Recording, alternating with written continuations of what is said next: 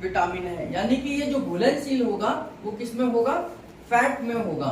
तो जब भी हमें विटामिन ए लेना है, यानी कि हम विटामिन ए को इंटेक कर रहे हैं, तो उस समय पर हमें कोई ना कोई घी तेल की चीजें खानी चाहिए, है ना।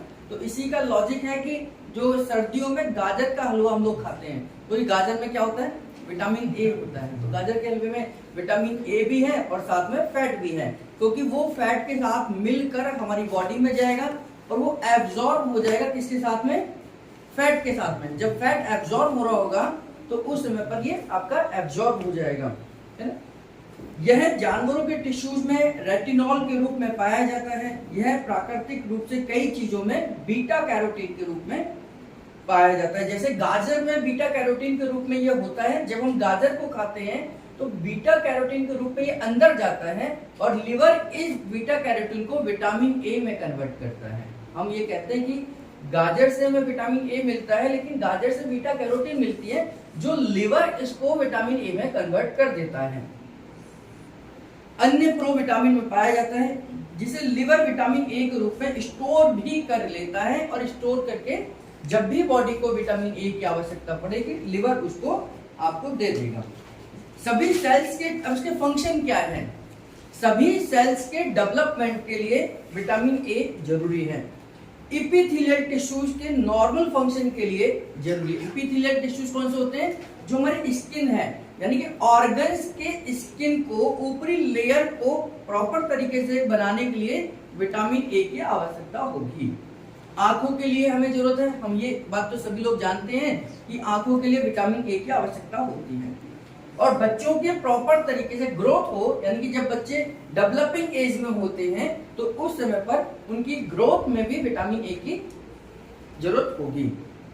अगर ये कम हो जाए तो कौन कौन सी समस्याएं आ सकती हैं, जिनमें से नाइट ब्लाइंडनेस, यानी कि आंखों में दिक्कत आ सकती है, जिसको हम रतौंधी भी कहते हैं, है ना।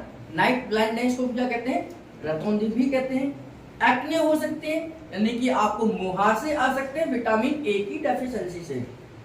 चमड़ी झड़ने लगती है, यानी कि ड्राइनेस हो सकती है स्किन के ऊपर। और बच्चों की ग्रोथ भी रुक सकती है अगर विटामिन ए उस समय पर बच्चों को ना दिया जाए। टेस्टिस की जर्मिनल एपिथेलियल में एट्रोफी आ जाती है। टेस्टिस की यानी कि जो लेयर है जहां से टेस्टोस्टेरोन हार्मोन सिक्रीट होगा, उसमें भी एट्रोफी, एट्रोफी का मतलब है कि वो फंक्शनल करना कम कर देती है, सिकुड़ना शुरू कर देती है, श्रिंक होना शुरू हो जाती है। यानी कि विटामिन ए की वजह से इम्पोर्टेंसी यानी कि बांझपन भी हो सकता है। आंखों में, आंखों की कोर्निया, कंजक्टिवा और कैरेटाइनाइजेशन में दिक्कत हो सकती है, यानी कि आंखों के प्रॉपर डेवलपमेंट में भी समस्या हो सकती है। ये इसकी समस्याएं हैं अगर हम विटामिन ए प्रॉपर तरीके से इंटेक ना करें। इसके सोर्सेज क्या है, यानी कि हमें कहां से मिल सकता है, तो एग का पीला वाला भाग जो है, अंदर का भाग जो होता है एग का, वो इंटेक करेंगे तो विटामिन ए उसमें मिल जाता है। चिकन है, दूध है, घी है, मक्खन है, दालें हैं, पीले फल और सब्जियां। पीले फल कौन से होते हैं, पीले फल पपीता है, जैसे कद्दू यानी कि काशी फल है, गाजर है, मक्का है, और हरे पत्तेदार सब्जियों में विटामिन ए पाया जाता है। तो अगर हम प्रॉपर तरीके से इन चीजों को इंटेक कर रहे हैं तो हमें विटामिन ए की कोई भी जरूरत नहीं होगी। जो बच्चे गाजर नहीं खाते, हरी सब्जियां नहीं खाते, तो उनकी आंखें बहुत जल्दी कमजोर हो सकती हैं और उनको आंखों से संबंधित समस्याएं होने पर चश्मे का सहारा लेना पड़ सकता है ना। तो विटामिन ए की कमी को दूर करने के लिए लिवर और थायराइड का ठीक होना बहुत जरूरी है, क्योंकि थायराइड मेटाबॉलिक रेट को ठीक करेगा, आपके चयापचय को ठीक करता है, जबकि लिवर बीटा कैरोटीन को विटामिन ए में कन्वर्ट करेगा। जब लिवर ठीक होगा तभी तो बीटा कैरोटीन को विटामिन ए में कन्वर्ट कर पाएगा। अगर लिवर ही वीक होगा तो आप गाजर खाने के बावजूद भी आपको विटामिन ए नहीं मिलेगा। तो इसलिए लिवर का भी ठीक होना इस विटामिन के लिए जरूरी है। अब हम विटामिन डी की बात करेंगे। यह विटामिन लिवर में स्टोर होता है। यह हमारी मजबूत हड्डियों के लिए जरूरी है और दांतों के लिए भी जरूरी है, क्योंकि हड्डी और आपके दांत दोनों ही आपके विटामिन डी के फॉर्मेशन से ही बनते हैं। इसके फंक्शन है कि यह 1.25 BCC नामक हार्मोन बनाने के लिए जरूरी है। यानी कि अगर हमारी बॉडी के अंदर विटामिन डी की डेफिशिएंसी होगी, विटामिन डी की डेफिशिएंसी होगी, जो कि जब हम धूप में बैठते हैं तो हमारी स्किन के ऊपर जब धूप की यानी कि सूरज की किरणें पड़ती हैं तो एक केमिकल जनरेट होता है और वो केमिकल लिवर में जाकर विटामिन डी में कन्वर्ट हो जाता है ना। जैसे हमने बीटा कैरोटीन खाई और लिवर उसको विटामिन ए में कन्वर्ट कर देता है, ऐसे जब हम धूप में बैठते हैं तो सूरज की किरणें जब हमारी स्किन के ऊपर पड़ती है तो वहां से केमिकल जनरेट होता है और वो केमिकल जब लिवर के पास जाता है तो वो विटामिन डी में कन्वर्ट हो जाता है। यही विटामिन डी जब किडनी के पास जाता है तो ये 1.25 BCC हार्मोन सीक्रेट करता है। यानी कि जब विटामिन डी किडनी के पास जाएगा तो ही आपका 1.25 BCC हार्मोन बनेगा और 1.25 BCC हार्मोन बनेगा तो यही हार्मोन आपकी स्मॉल इंटेस्टाइन की इलियम सिकल वाल्व के पास जाकर आपके कैल्शियम को एब्जॉर्ब करेगा। यानी कि अगर आपको कैल्शियम डेफिशिएंसी है तो उसके पीछे आपकी किडनी भी हो सकती है रीजन, उसके पीछे आपका विटामिन डी की डेफिशिएंसी भी हो सकती है, इसके पीछे हमारा सूरज के संपर्क में कम से कम आना भी हो सकता है, जबकि सूरज की किरणें हमें फ्री ऑफ कॉस्ट मिलती हैं, है ना। तो जब तब भी हमारे जितने भी लोगों का अगर विटामिन डी चेक कराया जाए तो किसी का थोड़ा कम आता है, किसी का बहुत ज्यादा कम आएगा, नॉर्मल बहुत कम लोगों का पाया जाता है, क्योंकि हम धूप में बैठने से, धूप में एक्सरसाइज करने से बचते हैं। इसी के कारण अन्न नलिका यानी कि GIT गैस्ट्रो इंटेस्टाइनल ट्रैक्ट में कैल्शियम सोखा जाता है। विटामिन डी एक खास प्रकार का कैल्शियम बाउंडिंग प्रोटीन बनाता है जिसके द्वारा इंटेस्टाइन के एपिथेलियल में कैल्शियम को सोखा जा सकता है, यानी कि उसे एब्जॉर्ब किया जाता है। तो कैल्शियम के एब्जॉर्प्शन के लिए 1.25 BCC जरूरी है। 1.25 BCC के बनने के लिए आपका विटामिन डी जरूरी है और विटामिन डी बनने के लिए आपका धूप में बैठना जरूरी है। तो इस तरीके से ये एक साइकिल है, अगर इसमें से कुछ भी मिसिंग होगा तो आपका कैल्शियम एब्जॉर्ब नहीं होगा। प्रॉब्लम्स क्या आ सकती है? बच्चों में रिकेट्स की समस्या आ सकती है, यानी कि पैर टेढ़े मेढ़े हो सकते हैं, पैरों का कर्व आ जाता है काफ मसल्स के एरिया में, है ना, उबड़ निकल जाता है, यानी कि आपके स्ट्रक्चर डिफॉल्ट हो सकता है, डिफॉर्मिटी आ सकती है, स्कोलियोसिस हो सकता है और बड़ी उम्र में ऑस्टियोमलेशिया हो सकता है, यानी कि हड्डी का असाधारण रूप से टेढ़े मेढ़े होना। बहुत सारे लोगों को आपने देखा होगा बोन लैक्स हो जाते हैं, हड्डियां बीच में से इस शेप में चली जाती हैं, ये ऐसे हो जाते हैं, घुटने ऐसे चलते हैं। तो ये क्या है? ऑस्टियोमलेशिया है, यानी कि due to lack of calcium हड्डियों का टेढ़ा होना कहलाता है।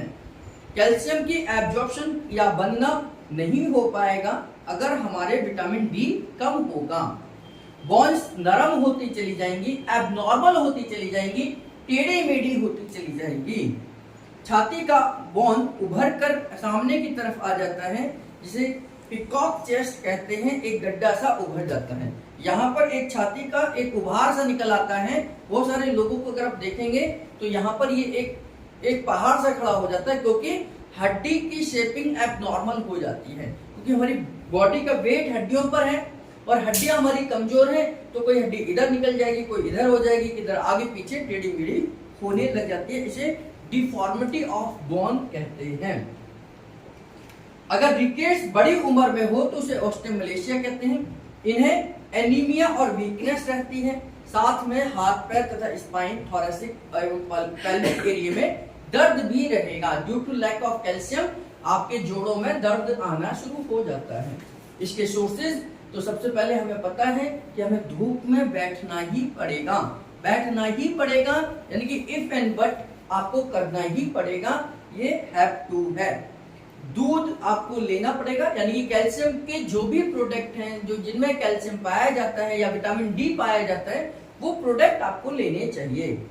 क्रीम है, बटर है, कोड नामक मछली है या मछली के लीवर के ऑयल में है, या आप धूप में बैठेंगे। नारियल पानी भी इसका एक बहुत अच्छा स्रोत है। जो बिल्कुल शाकाहारी है उनके लिए नारियल पानी का इसके लिए सबसे बढ़िया स्रोत माना जाता है। नेक्स्ट हमारा है vitamin A, vitamin E. Vitamin E जिसको टोकोफेरॉल भी कहते हैं, है ना। विटामिन ई यह एंटीऑक्सीडेंट है। एंटीऑक्सीडेंट का मतलब है कि बॉडी से डिटॉक्सिफिकेशन करने में मदद करता है, फ्री रेडिकल्स को पकड़ता है। फ्री रेडिकल्स जो आपकी बॉडी के अंदर एंटी कैंसरस हो सकते हैं, यानी कैंसर को खत्म करने वाली उनको ये बढ़ाता है। जो फ्री रेडिकल्स होते हैं वो कहीं पर भी चिपक कर कैंसर की ग्रोथ को बढ़ा सकते हैं, तो उनको एब्जॉर्ब करने का काम करता है। ये जो सेल्स को डैमेज होने से बचाता है, या सेल डैमेज हो गई हैं तो भी उनको रिपेयरिंग में काम आता है विटामिन ई। और जो स्वस्थ हैं उनको स्वस्थ रखने में भी विटामिन ई यूज होता है। यह आरबीसी की आयु बढ़ाता है, इसे एंटी एजिंग विटामिन भी कहते हैं। यानी कि यह आरबीसी की वैल्यू को बढ़ाता है, क्वालिटी और क्वांटिटी को इंक्रीज करता है। बहुत रेयर केस में इसकी कमी हो सकती है, क्योंकि तकरीबन ये सभी प्रकार के भोजन से हमें मिलता है। नहीं तो इनके विटामिन ई के कैप्सूल्स बाजार में उपलब्ध हैं। बहुत सारे लोग ब्यूटी पार्लर इनका यूज आपके बालों के लिए भी करती हैं, यानी कि बालों में के लिए शैम्पू जो हम खरीदते हैं उसमें लिखा होता है कि इसमें विटामिन ई प्रेजेंट है। इसकी कमी की वजह से विटामिन ई के अभाव में किडनी के ट्यूब्यूल या सेल, मसल्स के सेल डैमेज यानी खत्म होने लगते हैं। यानी कि आपकी किडनी डैमेज हो सकती है अगर लंबे समय तक विटामिन ई की डेफिशिएंसी बॉडी के अंदर रहेगी। इसकी कमी से बांझपन भी आ सकता है। विटामिन ई आपके स्पर्म और फीमेल के अंदर ओवरीज के लिए बहुत जरूरी है। लंबे समय तक विटामिन ई की डेफिशिएंसी मेल और फीमेल दोनों में इंपोर्टेंसी का कारण बन सकता है, यानी कि बांझपन की समस्या इसकी वजह से आ सकती है। इसी प्रकार अगर ये लंबे समय तक कमी रहे तो इसकी कमी से सेल मेम्ब्रेन, माइटोकॉन्ड्रिया और लाइसोसोम की रचना एवं उनके कार्य काफी बिगड़ सकते हैं। यानी कि सेल के लेवल पर जाकर नुकसान पहुंचा सकता है। सेलुलर नुकसान हमें हो सकता है। इसके सोर्सेज अंकुरित अनाज, जिन जिन चीजों को हम अंकुरित कर सकते हैं उन सब में विटामिन ई मिलता है। नट्स है, हरी सब्जियां हैं, दूध है, मक्खन है, वनस्पति तेल है, साबुत अनाज है। आजकल मिलेट्स जो मिलते हैं, है ना, या साबुत अनाज मिलते हैं, उनमें विटामिन ई हमें प्रॉपर तरीके से मिल जाता है। आजकल मोटे अनाज का बहुत ज्यादा प्रचलन है, तो उनमें विटामिन ई या उनमें तो सभी प्रकार के विटामिन आपको मिल जाते हैं। नेक्स्ट हमारा विटामिन है विटामिन के। यह एक क्लॉटिंग फैक्टर है, यानी कि ब्लड क्लॉटिंग फैक्टर है। जिस इसके शरीर में प्रेजेंस होने पर ही आपकी बॉडी के अंदर ब्लड क्लॉटिंग होगा। अगर आपकी ब्लड में विटामिन के की डेफिशिएंसी हो, बाकी सारी चीजें पूरी हों, अगर केवल विटामिन के की डेफिशिएंसी हो तो भी आपका ब्लड कहीं जमेगा नहीं, यानी कि क्लॉटिंग नहीं होगी और वह हल्की सी चोट से आपकी बॉडी से सारा का सारा ब्लड बाहर आ सकता है। तो ब्लड को क्लॉट करने के लिए विटामिन के की आवश्यकता होती है। यह रक्त के थक्के को बनाने के लिए आवश्यक प्रोटीन बनाता है। विटामिन के को लार्ज कोलोन की बैक्टीरिया भी बनाती हैं। हमने डाइजेस्टिव सिस्टम में पढ़ा था कि लार्ज इंटेस्टाइन के असेंडिंग कोलोन में भी विटामिन के, फॉलिक एसिड, विटामिन B12 कुछ मात्रा में बनते हैं, जिनको वहां के गुड बैक्टीरिया बनाते हैं।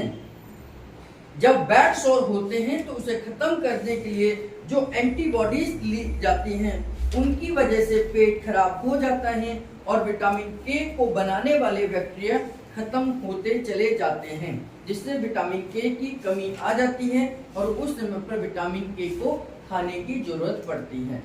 जो हम अगर लंबे समय तक किसी भी बीमारी के लिए, ना केवल बैड सोर के लिए, हम लंबे समय तक किसी भी बीमारी के लिए मेडिसिन खा रहे हैं, तो उन मेडिसिन के साइड इफेक्ट से हमारे लार्ज इंटेस्टाइन के जो असेंडिंग कोलोन है, जहां पर कुछ गुड बैक्टीरिया पाए जाते हैं जो विटामिन के को बनाते हैं, वे गुड बैक्टीरिया हमारे मेडिसिन के साइड इफेक्ट की वजह से खत्म होते चले जाते हैं। और उसकी वजह से फिर हमें विटामिन के से संबंधित जो डेफिशिएंसी है वो होने लग जाती है। जैसे आपको जख्म हो गया है, वो लंबे समय तक नहीं भरेगा, आपको ब्लड क्लॉट नहीं होगा, रक्त जमने के लिए इस विटामिन के की आवश्यकता होती है और साथ में उसके साथ साथ हमें कैल्शियम की भी आवश्यकता होती है। तो विटामिन के और हमें कैल्शियम ये दोनों ही ब्लड में होने चाहिए, नहीं तो इनकी डेफिशिएंसी से अलग अलग तरीके की बीमारियां हो सकती हैं। अब जैसे इन्होंने ये समझाने की कोशिश की है कि ब्लड क्लॉटिंग के लिए विटामिन के की तो जरूरत है ही है, साथ में हमें बहुत सारे अलग अलग फैक्टर्स की भी आवश्यकता पड़ती है। तो ब्लड क्लॉटिंग के लिए जो आवश्यक फैक्टर्स है उनमें प्रोथ्रोम्बिन है, प्रोथ्रोम्बिन जो आपका लीवर से प्रोड्यूस होता है, कैल्शियम जो कि ब्लड में ऑलरेडी होता है, और थ्रोम्बोकाइनेज जब इंजरी होती है तो ब्लड में प्लेटलेट्स होते हैं, प्लेटलेट के टूटने पर थ्रोम्बोकाइनेज बनते हैं। जब चोट लगेगी, इंजरी होगी तो वहां पर प्लेटलेट टूटेंगे और प्लेटलेट के टूटने पर वहां पर थ्रोम्बोकाइनेज बनेगा। तो थ्रोम्बोकाइनेज, प्रोथ्रोम्बिन और कैल्शियम ये तीनों जब आपस में मिलते हैं तो एक नई चीज बनाते हैं जिसका नाम है थ्रोम्बिन। थ्रोम्बोकाइनेज, प्रोथ्रोम्बिन और कैल्शियम ये तीनों आपस में जब मिलते हैं तो ये एक नई चीज बनाते हैं जिसका नाम है थ्रोम्बिन। थ्रोम्बिन जब फिब्रिनोजन के साथ मिलता है, फिब्रिनोजन कहां से आएगा? लिवर में पहले से ही फिब्रिनोजन है, तो थ्रोम्बिन प्लस फिब्रिनोजन आपस में मिलते हैं तो फिब्रिन बनाते हैं और वह ब्लड सेल को अपने पास इकट्ठा करते हैं जिससे कि ब्लड क्लॉटिंग होती है। यानी कि फिब्रिन क्या होता है, इस तरीके से एक जालनुमा स्ट्रक्चर बन जाता है, बहुत माइनर, बहुत छोटा बन जाता है। अब इससे क्या है, अब जहां चोट लगी वहां पर ये जाल बन जाता है जिससे कि अब आरबीसी इससे बाहर नहीं निकल पाती, यानी कि यहाँ पर ये ब्लड क्लॉटिंग बन जाता है। इसको हम बोलते हैं फिब्रिन। फिब्रिन जो बनता है फिब्रिनोजन से, तो फिब्रिन फिब्रिनोजन से बनता है। कब बनता है? जब वो थ्रोम्बिन के साथ बनता है, मिलता है। तो fibrinogen plus thrombin is equal to fibrin. लेकिन थ्रोम्बिन कैसे बना? जब ब्लड के अंदर कैल्शियम, ब्लड के अंदर प्रोथ्रोम्बिन और ब्लड के अंदर थ्रोम्बोकाइनेज आपस में मिलते हैं तो थ्रोम्बिन बनाते हैं, और जो आपस थ्रोम्बिन फिर फिब्रिनोजन के साथ मिलती है और फिब्रिन इस तरीके का स्ट्रक्चर, जालनुमा स्ट्रक्चर बन जाता है जिससे कि आपका ब्लड क्लॉट हो जाता है। प्रोथ्रोम्बिन एक प्लाज्मा प्रोटीन है। लिवर विटामिन के की हेल्प से इस प्रोथ्रोम्बिन को थ्रोम्बिन में बदल देती है जो आगे जाकर ब्लड क्लॉटिंग में सहायक होता है। तो विटामिन के हमारा ब्लड क्लॉटिंग फैक्टर के रूप में जाना जाता है और हमने इसके डेफिशिएंसी से होने वाली बीमारी आपको बता दी कि लंबे समय तक घाव नहीं भरेंगे, ब्लड क्लॉटिंग नहीं होगी, तो इसकी डेफिशिएंसी हमें हो सकती है। नेक्स्ट हमारा है विटामिन B12। यह विटामिन रेड ब्लड सेल्स जिनको हम आरबीसी कहते हैं एवं नर्व्स के स्वास्थ्य को ठीक से बनाए रखने के लिए आवश्यक है। यानी कि यह विटामिन हमारे ब्लड फॉर्मेशन के लिए, जिसमें आरबीसी मेन है, दूसरा हमारे नर्वस सिस्टम को ठीक रखने के लिए यानी कि ब्लड सर्कुलेटरी सिस्टम और नर्वस सिस्टम, इन दोनों को अच्छा रखने के लिए हमें इस विटामिन की आवश्यकता होती है। ये मल्टीपर्पज विटामिन है जिसका नाम है विटामिन B12। ठीक, इसकी कमी से एनीमिया हो सकता है और आपको एनीमिया के चैप्टर में मैंने आपको बताया था कि विटामिन B12 की वजह से हमें परनीशियस एनीमिया होता है।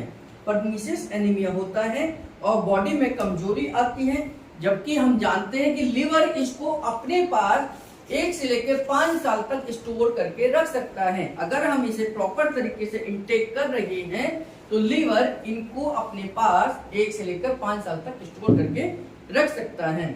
अगर आज की डेट में आपको विटामिन B12 की डेफिशिएंसी हो रही है, आज की डेट में आपको विटामिन B12 की डेफिशिएंसी हो रही है, इसका मतलब है कि लिवर के अंदर पिछले कुछ सालों से विटामिन B12 एब्जॉर्ब या स्टोर ही नहीं हो रहा है। तो लिवर के अंदर स्टोर नहीं होगा तो आपको विटामिन B12 की डेफिशिएंसी हो जाएगी।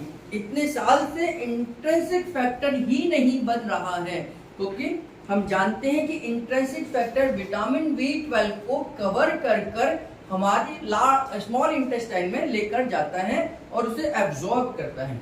दो ही चीजें हो सकती हैं, या तो आप विटामिन B12 खा नहीं रहे, या आपको विटामिन B12 तो खा रहे हैं लेकिन आपका जो इंट्रिंसिक फैक्टर है जो उसे कवर करके रखता है, HCl से बचाता है, वो वहां पर नहीं बन रहा और आपके खाने के साथ में HCl उसे खराब कर रहा है। तो ये दोनों ही फैक्टर इसके हो सकते हैं। मोस्टली विटामिन B12 की कमी खाना ठीक से ना पचने के कारण हो सकती है, यानी कि अगर आपको पेट से संबंधित समस्याएं चल रही हैं, आप पिछले कई सालों से पेट की बीमारी से परेशान हैं, तो आपको विटामिन B12 की डेफिशिएंसी हो सकती है। इसके फंक्शन है आरबीसी के उत्पादन और उनके मैच्योरेशन में हेल्प करता है, यानी कि विटामिन B12 का जो मेन रोल है ये आरबीसी के फॉर्मेशन में, आरबीसी को बनाने में मदद करता है और उनके प्रॉपर तरीके से मैच्योरेशन यानी कि प्रॉपर तरीके से उनका डेवलपमेंट हो, ये विटामिन B12 की फंक्शन है। ग्रोथ यानी कि शरीर के विकास को भी बढ़ावा देता है। नर्व्स के सही स्वास्थ्य रखने के लिए भी जरूरी है, यानी कि नर्वस सिस्टम प्रॉपर तरीके से काम करे, इसके लिए भी विटामिन B12 की जरूरत होती है। अधिक कमी से पैरालिसिस भी हो सकता है। मैंने पैरालिसिस के चैप्टर में आपको बताया था कि पैरालिसिस कुछ कारणों से होता है, जिसमें से पहला है ब्लड क्लॉटिंग फैक्टर यानी कि ब्लड का क्लॉट हो जाना, दूसरा हाई बीपी, तीसरा आपको डायबिटीज की वजह से हो सकता है और चौथा आपको बताया था लैक ऑफ विटामिन की वजह से भी पैरालिसिस हो सकता है। तो विटामिन B12 की डेफिशिएंसी की वजह से भी पैरालिसिस हो सकता है। विटामिन B12 की कमी से स्पाइनल कॉर्ड के लार्ज फाइबर्स में डीमाइलिनेशन हो सकता है, यानी कि ऊपर की जो कवरिंग होती है वह निकल जाएगी और मल्टीपल स्क्लेरोसिस जैसी लाइलाज बीमारी due to lack of vitamin B12 की डेफिशिएंसी से हो सकती है।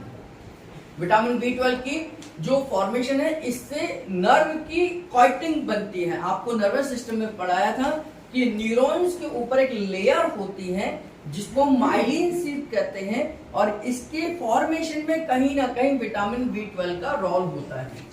तो अगर आपकी बॉडी के अंदर विटामिन B12 की डेफिशिएंसी है तो इन फ्यूचर में आपके न्यूरॉन के ऊपर जो माइलिन शीथ है वो बनना बंद हो जाएगा और अगर वो डिजेनरेट या बनना बंद हो जाए तो उसकी वजह से लाइलाज बीमारी, जिसका दुनिया में कहीं कोई इलाज नहीं है, जैसी बीमारियां हो सकती हैं, जिनमें से एक मल्टीपल स्क्लेरोसिस भी है।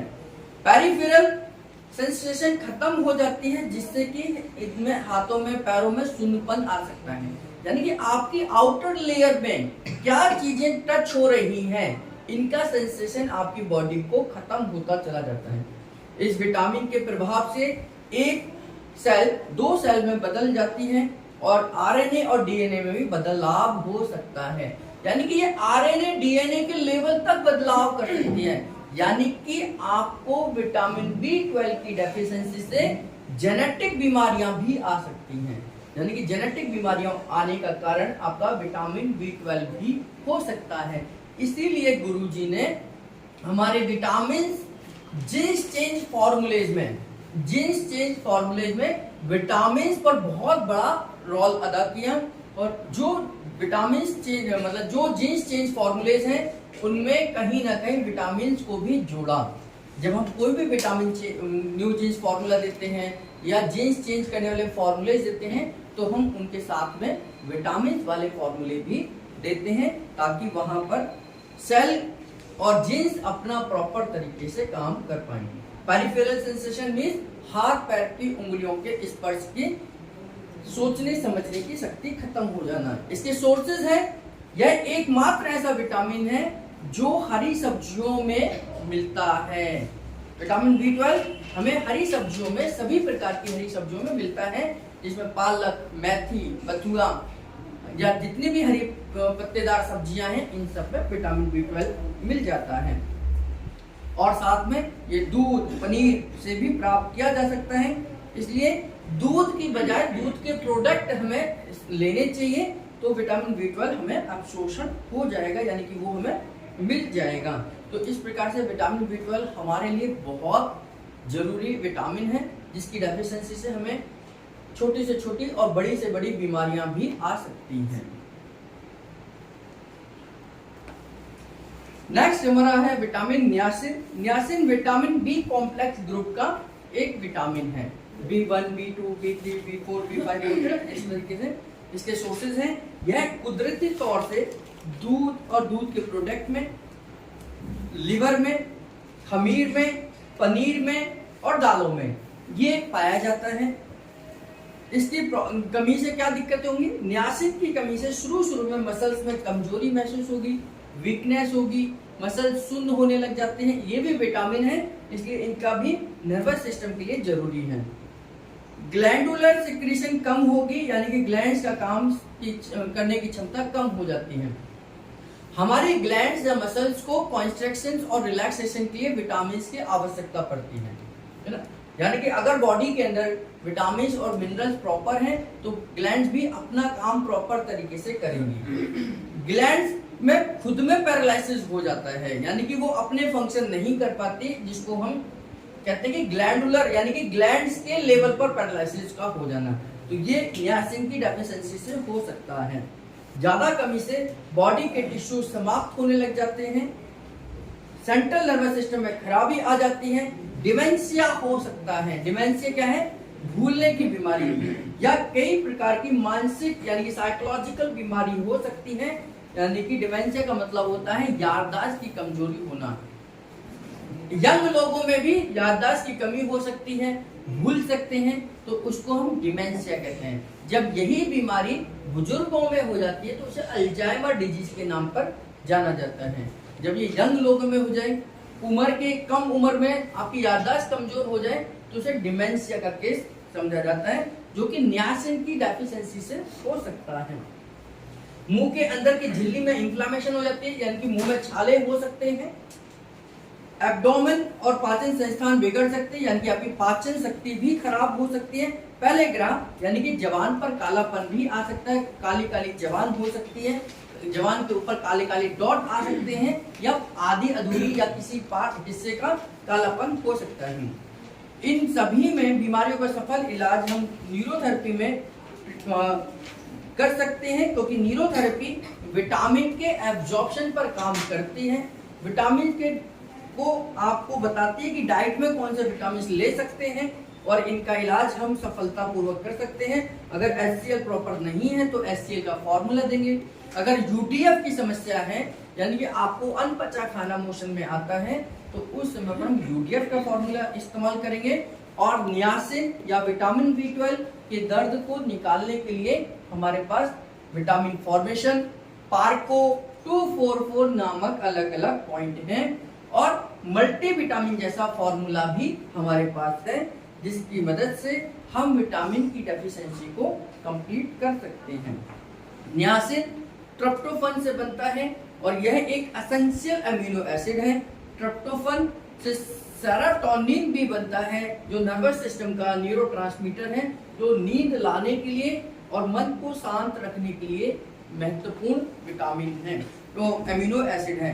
ट्रिप्टोफन एक प्रकार का अमीनो एसिड है, यानी कि आपके प्रोटीन के डाइजेशन के स्वरूप ही आपको ट्रिप्टोफन मिलेगा, जो कि एसेंशियल अमीनो एसिड है, जो हमें कहीं ना कहीं बाहर से ही खाना पड़ेगा। और ये खास तौर से जो भी दाल या अनाज छिलके वाले होते हैं, अगर हम उनको छिलके के साथ लेते हैं तो आपको नियासिन मिल जाता है, नियासिन मिल जाता है। नेक्स्ट विटामिन है हमारा थायमिन। थायमिन जिसको हम B1 भी कहते हैं। हमारा नेक्स्ट विटामिन क्या है? थायमिन, जिसको हम B1 भी कहते हैं। विटामिन थायमिन जो कि B1 भी कहलाता है। थायमिन खास तौर पर कार्बोहाइड्रेट और कई प्रकार के अमीनो एसिड को प्रयोग में लाने के लिए बहुत जरूरी है। यह नर्वस सिस्टम के लिए भी जरूरी विटामिन है। इसके सोर्सेज हैं सूखे खमीर, अंकुरित अनाज, कई बीजों वाली बाहरी परतों में भी यह पाया जाता है। प्रायः सभी सब्जियों में पाया जाता है। चावल, अनाज की बाहरी परतों में यानी कि छिलके वाली चीजों में ये पाया जाता है। बॉडी को रोज 1.5 mg थायमिन की जरूरत होती है। इसकी कमी अगर हो जाए, थायमीन की कमी हो जाए यानी कि B1 की कमी हो जाए तो पेट खराब हो सकता है, सखत कब्जी होती है, डाइजेशन खराब हो सकता है, इनडाइजेशन हो सकता है, यानी कि आप खा तो रहे हैं लेकिन वो डाइजेस्ट नहीं होगा। एनोरेक्सिया हो सकता है यानी कि भूख ना लगना। बहुत सारे लोग कहते हैं सर मेरी भूख गायब हो गई, भूख ही नहीं लगती है मुझे, मेरे को कभी खाने का मन ही नहीं करता, खाना देखते ही वॉमिटिंग की फीलिंग हो जाती है, तो ये सब कंडीशन एनोरेक्सिया के अंदर आ जाती है। डिप्रेशन यानी कि अवसाद में भी व्यक्ति जा सकता है, यानी कि वह डिप्रेस्ड भी हो सकता है। बार बार बुखार आना हो सकता है, आपकी इम्यूनिटी पावर कम हो जाती है, इंटेस्टाइन का बिगड़ना और साथ में पेट की मसल्स का फड़कना। बहुत सारे लोग कहते हैं कि पेट पर फड़कती है मसल्स, ऐसा लगता है कि पूरे चारों तरफ नाभि है उसके, तो धड़कन वहां पर आपके पेट की मांसपेशियां फड़कना शुरू हो जाती हैं। मस्कुलर डिस्ट्रॉफी यानी कि एमडी, मस्कुलर डिस्ट्रॉफी यानी कि मसल्स का डिस्ट्रॉय होना आपकी मस्कुलर डिस्ट्रॉफी कहलाती है।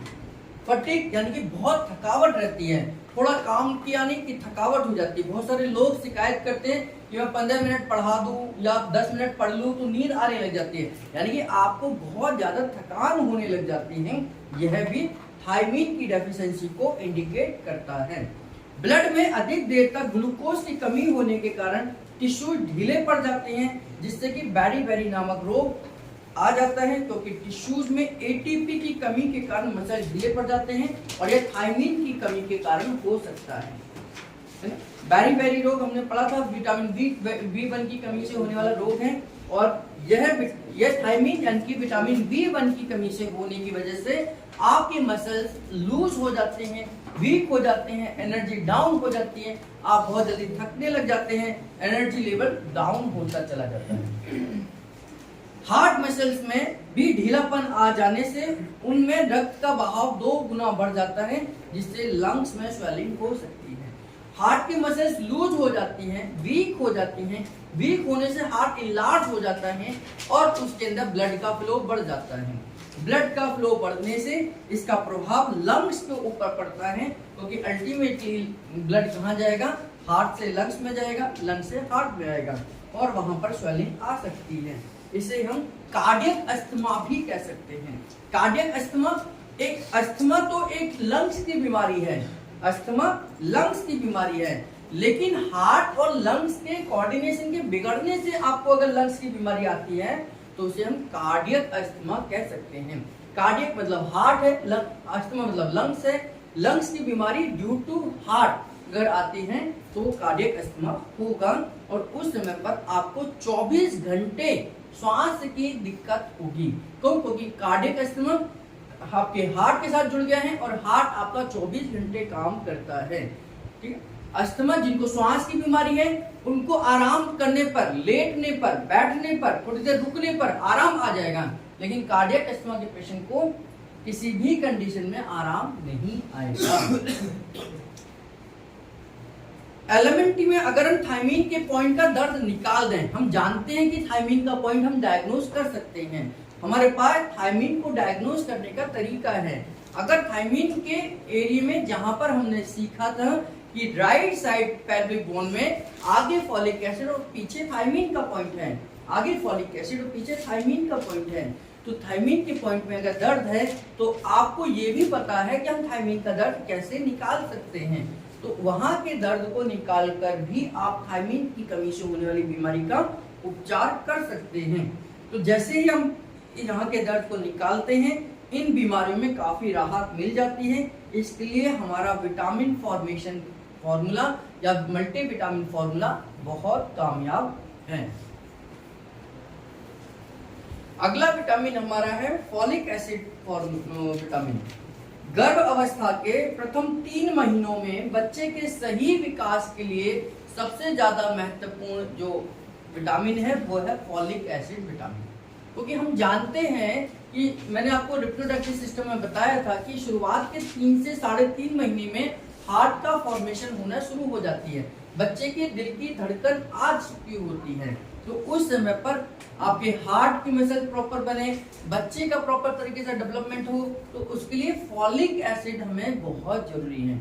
इसलिए भारत सरकार या राज्य सरकारें फॉलिक एसिड की टैबलेट गर्भवती महिलाओं को फ्री में देती हैं कि इस देश का होने वाला भविष्य स्वस्थ होना चाहिए। वो किसी भी बीमारी के साथ अगर होगा तो इस देश का बजट जो खर्चा बढ़ जाएगा, बीमारी के ऊपर ज्यादा लगेगा, वो एक स्वस्थ हो इसके लिए फॉलिक एसिड और विटामिन B12 आयरन की मेडिसिन फ्री में दी जाती हैं।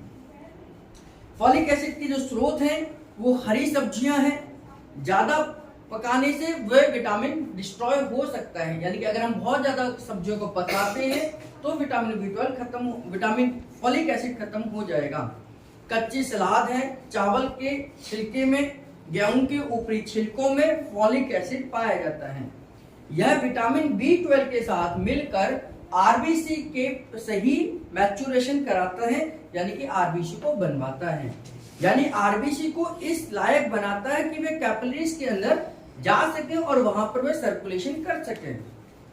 ये कैपिलरीज के अंदर आरबीसी के नॉर्मल साइज को बनाने का काम करता है। अगर आरबीसी का साइज बढ़ जाए तो मैक्रोसाइटिक एनीमिया हो सकता है। हमने पढ़ा था एनीमिया के चैप्टर में मैक्रोसाइटिक एनीमिया, माइक्रोसाइटिक एनीमिया, जिसमें आरबीसी के साइज के फर्क होने पर भी हमें एनीमिया हो सकता है।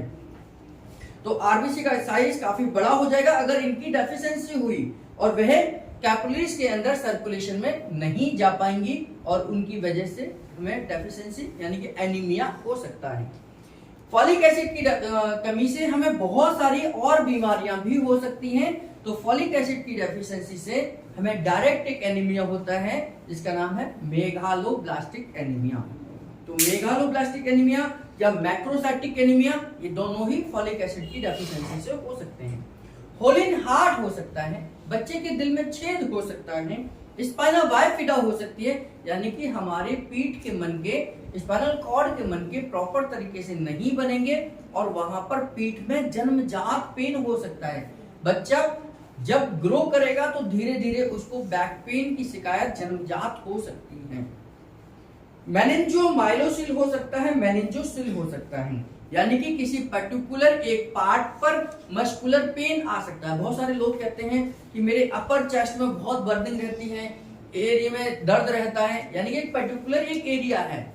बहुत सारे लोग कहते हैं मेरे पूरे शरीर में दर्द रहता है, मेरे पेट की मांसपेशियों में खिंचाव रहता है, मेरे पेट में दर्द रहता है। तो ये एक अलग अलग प्रकार के बीमारियां हैं जिनको हम मेनिंजोमाइलोसिल या मेनिंजोसिल कहते हैं, यानी कि एक भाग में दर्द या अलग अलग हिस्सों में दर्द, ये इस तरीके के पेन आ सकते हैं। मस्कुलर डिस्ट्रॉफी हो सकती है, यानी कि आपके मसल्स डिस्ट्रॉय होना शुरू हो जाते हैं due to lack of folic acid की वजह से आपके मसल्स डिस्ट्रॉय होते हैं, जिसको हम मस्कुलर डिस्ट्रॉफी कहते हैं।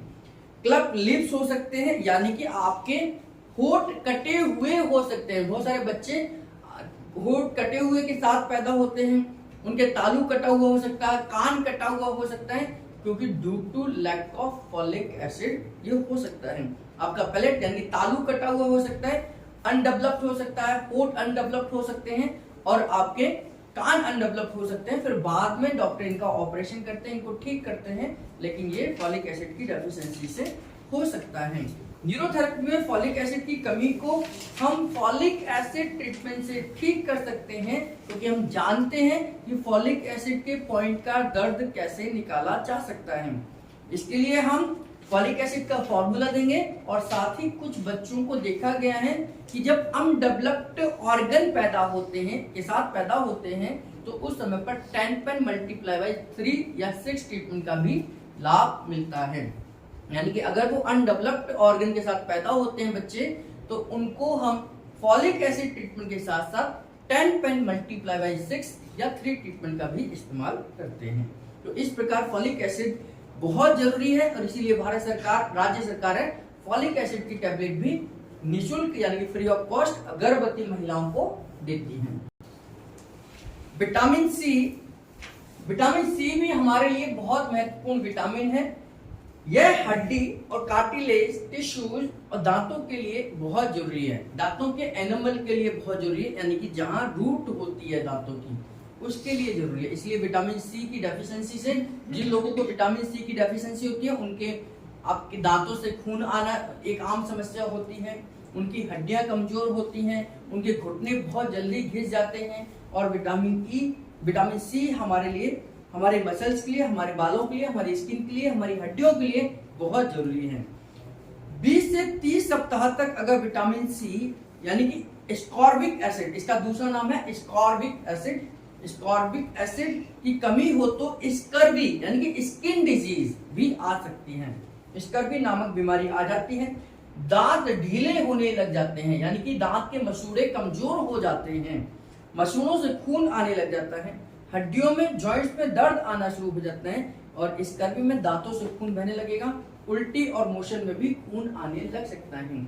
विटामिन सी का स्रोत आप लोग सब जानते हैं, यूनिवर्सल है कि आंवले के अंदर सबसे ज्यादा विटामिन सी पाया जाता है। जितने भी खट्टे फल होते हैं उनमें विटामिन सी आपको मिलेगा ही मिलेगा। और आंवले को किसी भी फॉर्म में आप खा लीजिए, एक आंवले की क्वालिटी है, चाहे आप उसे अचार के रूप में खा लीजिए, आप चाहे उसे मुरब्बे के रूप में खा लीजिए, चाहे आप इसे कैसे भी खा लीजिए, आंवले को कच्चा खा लीजिए, आपको विटामिन सी उससे मिलेगा ही मिलेगा। इसकी एक और अच्छी बात यह है, ये वाटर सॉल्युबल विटामिन है, यानी कि अगर गलती से आपने जरूरत से ज्यादा विटामिन खा भी लिया, कि आपने विटामिन सी बहुत ज्यादा डेली आंवला खा रहे हैं, हमारे शरीर को जरूरत नहीं है, तो ये वाटर सॉल्युबल होने की वजह से आपके खून में, पानी में बदल मिक्सअप हो जाएगा और यूरिन के थ्रू बाहर आ जाएगा। यानी कि विटामिन सी की गोलियां अगर हम ज्यादा भी खा लें या विटामिन सी खा लें तो हमें उससे घबराने की जरूरत नहीं है, किडनी इसे फिल्टर करके अपने आप बाहर निकाल देगी। तो विटामिन सी हमारी स्किन को बहुत अच्छा बनाता है।